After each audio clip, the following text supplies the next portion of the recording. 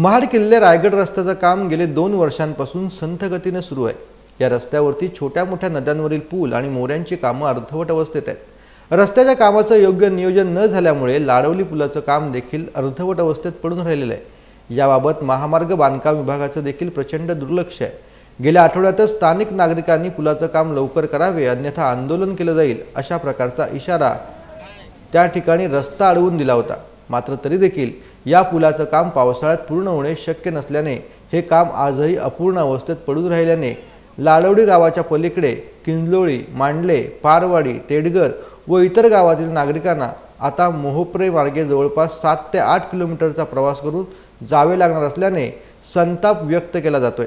याबाबत प्रशासनाबरोबरच ठेकेदार आणि महामार्ग बांधकाम विभागाच्या अधिकाऱ्यांवरती कारवाई केली जावी अशी मागणी देखील स्थानिक नागरिकांकडून सध्या केली जाते।